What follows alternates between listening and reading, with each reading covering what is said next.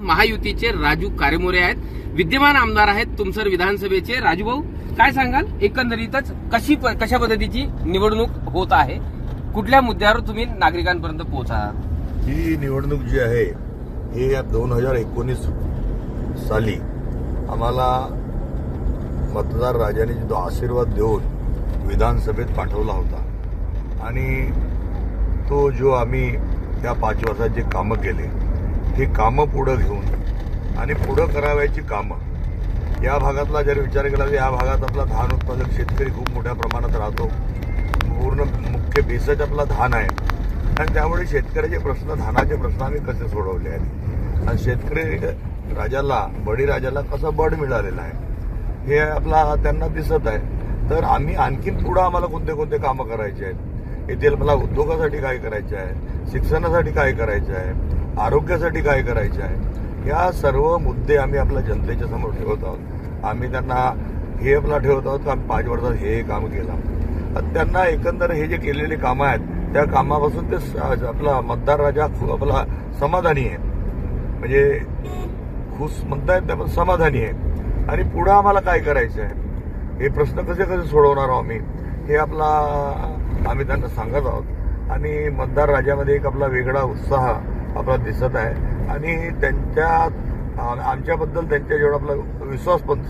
महाविकास आघाडीच्या उमेदवाराचं आपल्याला आव्हान आहे का? नाही, ते महाविकास आघाडीचे उमेदवार असले तरी ते अपक्ष उमेदवार आहेत ते. आणि महायुतीच्या मी जरी आपला उमेदवार असलो तरी मी सर्वपक्षीय उमेदवार आहे.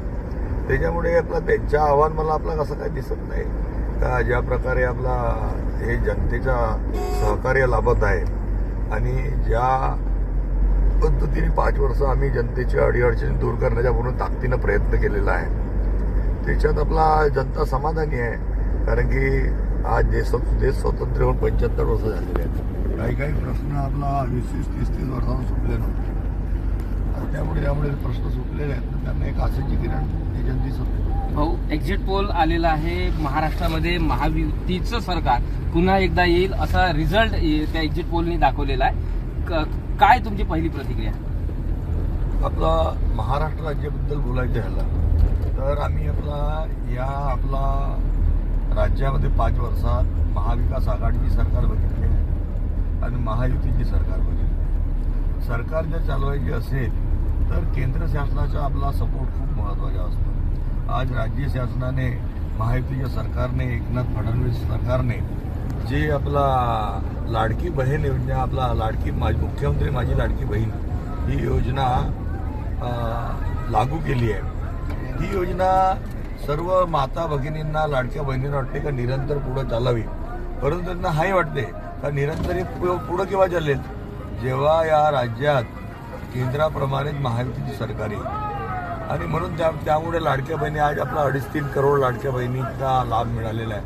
आज आपला ग्रामीण भागाचा विचार केला तर एक घर असं नाही आहे की ज्या ठिकाणी आपल्या गोरगरीब लोकांना, जनतेला शासनाचा लाभ नाही पोहोचला आहे. भाऊ, प्रत्येक ठिकाणी जेव्हा तुम्ही प्रचाराला चालले, गावाच्या वेशीवर ठिकठिकाणी मोठ्या प्रमाणात नागरिकांची उपस्थिती असते, तुमचं जंगी स्वागत होत आहे. काय केलेल्या विकास कामाचं हे श्रेय म्हणता येईल, हे फलश्रुती म्हणता येईल? तो तर आपला एक जनतेच्या विश्वासाने त्यांनी आपला जसा जो विश्वास आहे त्या विश्वासाला आम्ही 5 वर्षात तडा जाऊ दिले नाही. त्याच्यामुळे त्यांना एक आशेची किरण दिसत आहे आणि त्यांना हा दिसत आहे का 5 वर्षात या आपल्या प्रतिनिधीने आपल्यासाठी काय काय केलं आहे. त्याच्यामुळे आता जनता जनार्दनाने, मतदार राजाने ही निवडणुकीतच आपल्या मनावर घेतलेली आहे आणि माझ्यापेक्षा जास्त उत्साह आणि जास्त जिद्द हे आपला मतदार राजात आपला निर्माण झालेली आहे. एक स्पिरिट आपल्या मतदार राजामध्ये निर्माण झालेलं आहे का आपला हक्काचा माणूस आहे.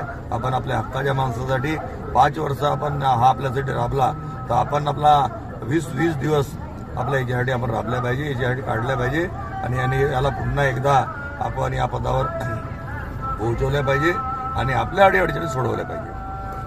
निश्चितच ज्या नागरिकांसाठी गेले 5 वर्ष राजू कारेमोरेंनी काम केलं त्याचीच फलश्रुती आता प्रत्येक गावामध्ये मतदानासाठी मतदारांपर्यंत पोहोचतायत. मोठ्या उत्स्फूर्तपणे त्यांचं स्वागत होत आहे आणि त्यामुळे विजय निश्चित असल्याचा विश्वास राजू कारेमोरे यांनी व्यक्त केला. देसाई, एबीपी माझा, भंडारा. एबीपी माझा, उघडा डोळे बघा नीट.